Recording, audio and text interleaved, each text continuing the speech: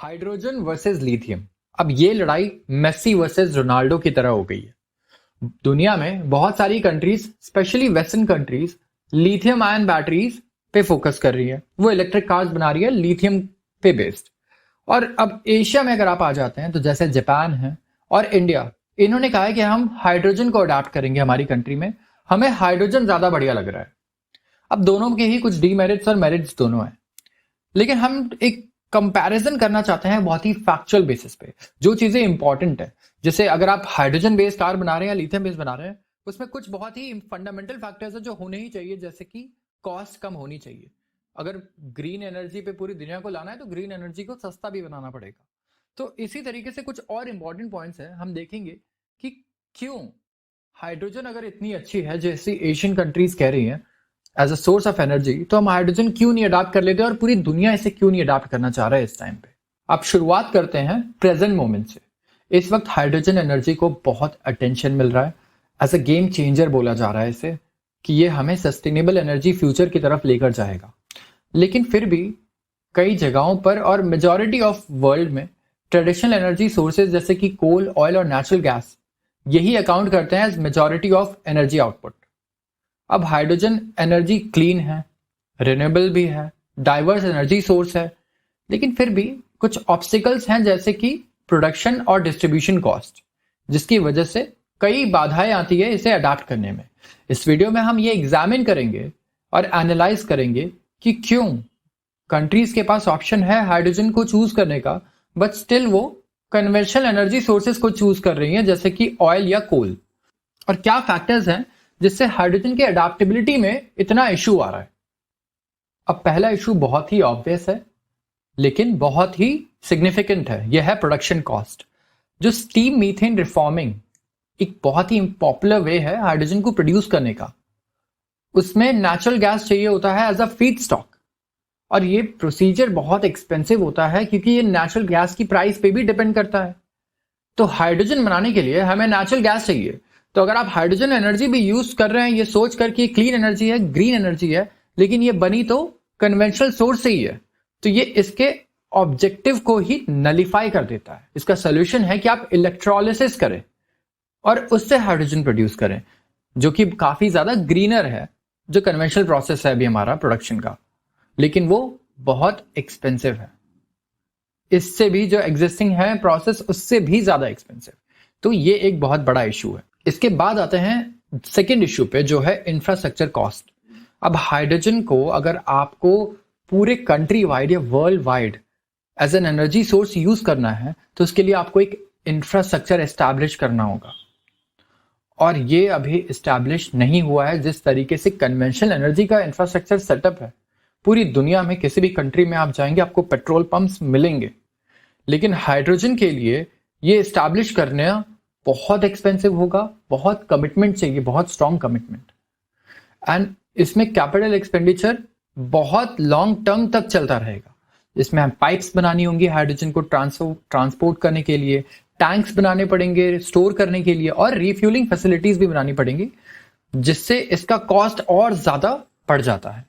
अब तीसरे नंबर पर आते हैं जो है ट्रांसपोर्टेशन कॉस्ट। अब ट्रेडिशनल फ्यूल्स हैं जैसे ऑयल या गैस, इनको आपने ट्रांसपोर्ट होते हुए कई बार देखा होगा ट्रक्स में या ट्रेन में, लेकिन हाइड्रोजन उससे ज्यादा कॉम्प्लिकेटेड है। हाइड्रोजन और ज्यादा एक्सपेंसिव है क्योंकि इसकी डेंसिटी बहुत लो है और ये बहुत ही ज्यादा लाइट वेट है।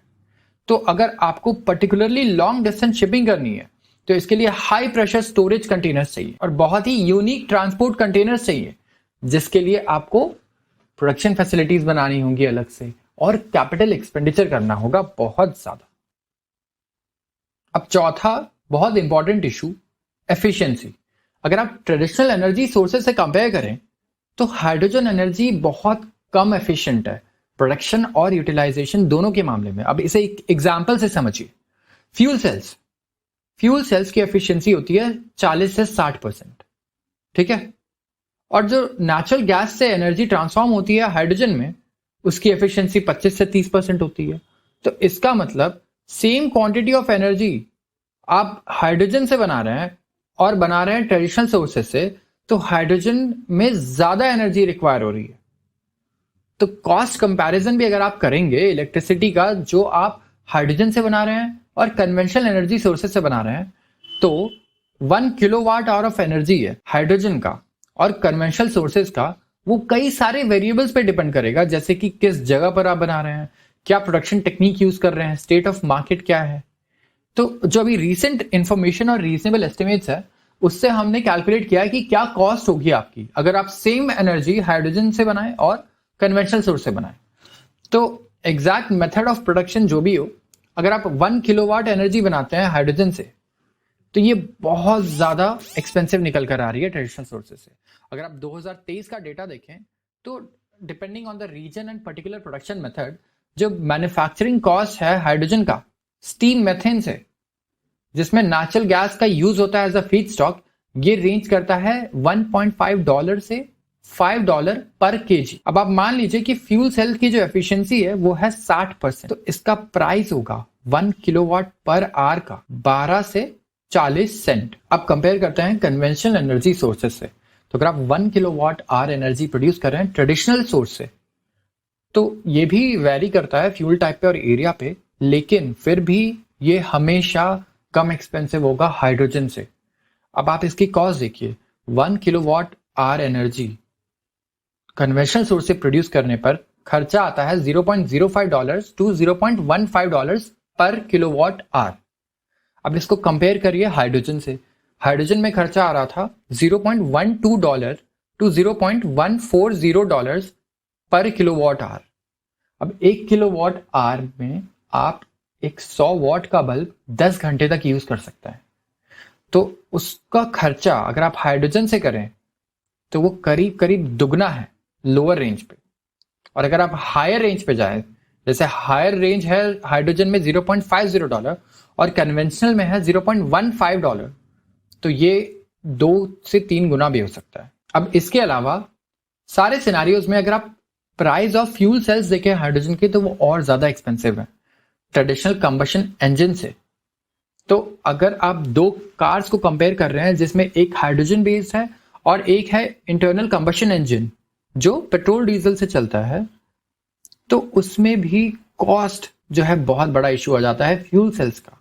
अब ये सब बातें जानकर, ये डीमेरिट्स जानकर, आपको ये भी बहुत ध्यान में रखना है कि ये जो प्राइस है हाइड्रोजन का अभी इतना है, पहले और ज्यादा हुआ करता था, एंड ये बहुत स्पीड से डिक्रीज हो रहा है जैसे जैसे टेक्नोलॉजी डेवलप हो रही है और बेटर एफिशिएंट वेज आ रहे हैं हाइड्रोजन को प्रोड्यूस करने के।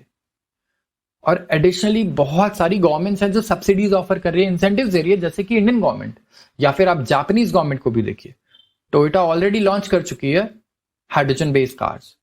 तो ये इंसेंटिव्स जो है ये हमेशा एनकरेज करेंगे आगे भी फ्यूचर में हाइड्रोजन एनर्जी के अडेप्टेबिलिटी को, जिससे ये और अफोर्डेबल होगी बाकी एनर्जी सोर्सेज से और ज्यादा अडेप्ट होगी। तो ये वीडियो कैसा लगा आप हमें कमेंट सेक्शन में बताएं और सब्सक्राइब करें हमारे चैनल को ऐसे और वीडियोस देखने के लिए। धन्यवाद। हाइड्रोजन वर्सेस लिथियम, अब ये लड़ाई मेसी वर्सेस रोनाल्डो की तरह हो गई है। दुनिया में